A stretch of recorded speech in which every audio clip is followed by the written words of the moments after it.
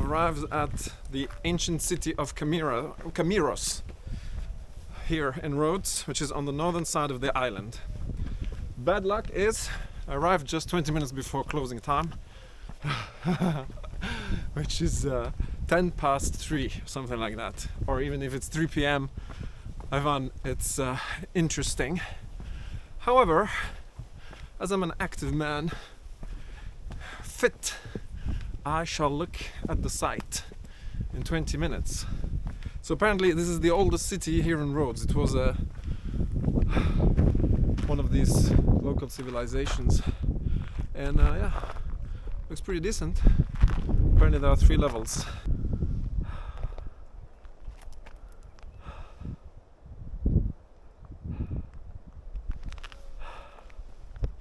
Okay, boys and girls, since I had little time to research since I was driving, you know, and then now I'm caught by this thing. Let's see what Kamiros was. So during the prehistoric period, this area was inhabited by Mycenaean Greeks. The city itself was founded by the Dorians. I like this name, Dorians.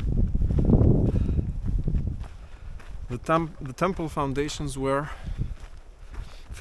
begun as early as the 8th century BC.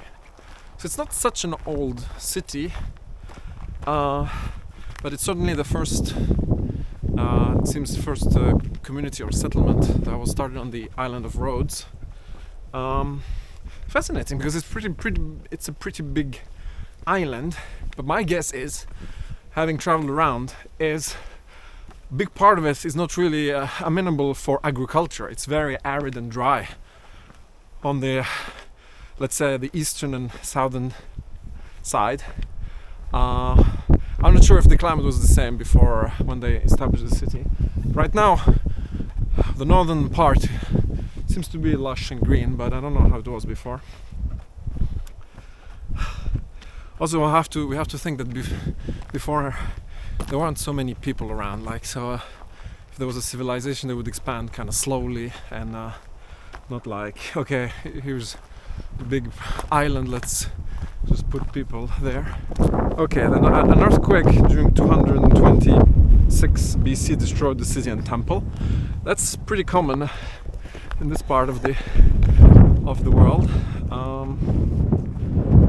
And then the Acropolis was excavated in 1852 by Alfred Bigliotti. Sounds Italian. Oh, so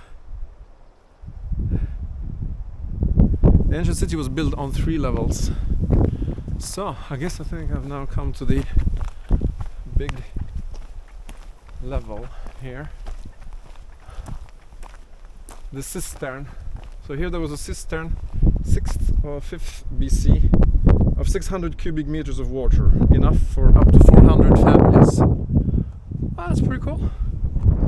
I should stop saying pretty cool. My main comment on things I visit is, oh, it's pretty cool. Come on, man. Now this is alive, since I'm constrained now by 20 minutes, and I don't have really time to set up stuff. I shall do. It's like live.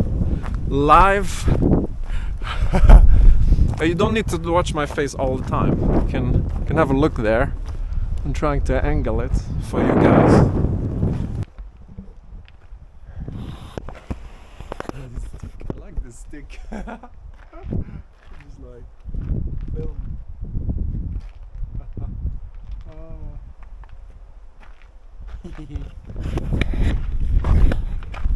Did I mention I like this DJI stick? It's like so tall. Okay, well, that's about it, actually. So it's just a small city. It's just notable that well, it was one of the first settlements, and to be honest, they chose a great, look at that. I mean, who wouldn't want to have, it's like prime real estate with view of a beautiful sea. But my military strategic mind is thinking it's pretty exposed. The rest of the area is flat. So here it's on top of a little hill, but it's not like overlooking anything. It's like in between two tops. I guess one could go to the top and overlook the area. I don't know. Having visited Lindos, I've seen that natural fortress of a rock. If I was coming to this island, I would have set up a colony there for sure. I mean, like, and that's what some of the people, some of the Greeks did after a while. I guess, yeah. So it's been excavated, and we can see a lot of walls. Doesn't seem to be a lot more. Let's see. This is sometimes what I find funny in these historical sites is literally there's oftentimes nothing left beside like the foundations, and then they put an inscription. I don't know if you can see it. I don't have zoom on this camera. It says bath, basically. Here you go. I mean, I'm pretty sure they did it scientifically. I found out this is a bath, but right now this is just the foundation of the building. Basically, that's what's left. A lot of like famous sites are like that. I remember I grew up in Tunisia, and of course Cartagena or Carthago was the civilization that rivaled Rome and had its capital city in modern day Tunis. And I learned so much about it at school. And then when I was a kid, I was taken there. I was like excited. I was like, yeah, gonna see the old city. It's basically there's nothing left because it was destroyed countless times, especially by the Romans who hated Carthago. So you could see a little bit of like the port. There's this ring of stone, and then there's basically one pillar that they left standing, that the excavators or museum people put up, but there is nothing left. In a lot of sites it's like that. They put at least one pillar up to tell you there's been something here. But you know, this is what it is. Unfortunately, people bent on killing and destroying other nations destroy also all of this stuff. And now we're left with foundations, and here is the bath, another bath complex. This is a bath complex. Not sure what's the difference between bath and bath complex. Lovely. Again, as baths go and complexes go, beautiful view. I think it would have been a lovely little town. Prime real estate.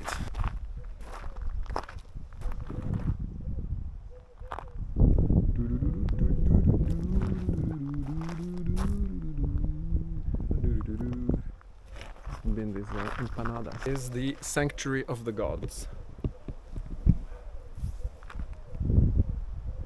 Nothing much left again.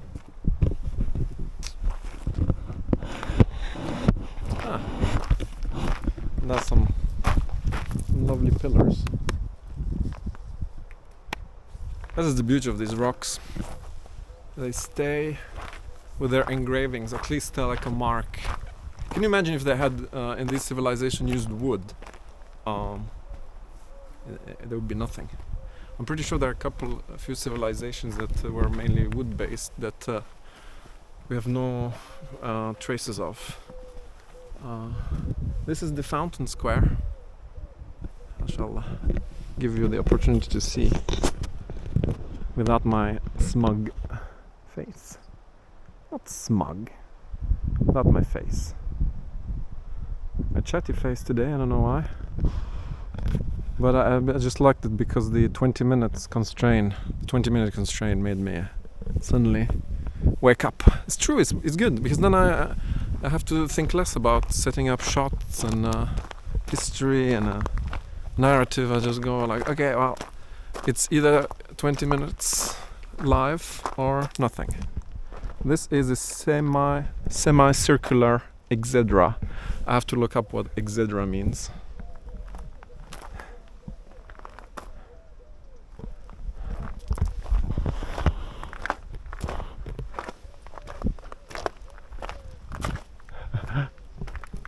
This is probably not gonna go viral on YouTube. Joking aside, I love visiting these places because this is basically 2,400 years old, or a bit more, 2,500 years old. I don't know. It's impressive. This is really the nice thing I like about this region is this connection to the very distant past, which of course we can get in many places, but especially here there's a lot of that history which has been rediscovered. So at least that is something great, and definitely a reason to come here to South Turkey, but also to Rhodes, to Greece.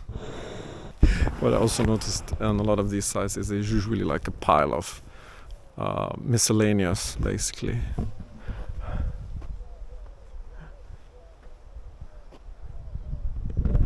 They're like, we have no idea where those things belonged. Just put them somewhere. Someone will probably look at them and like them.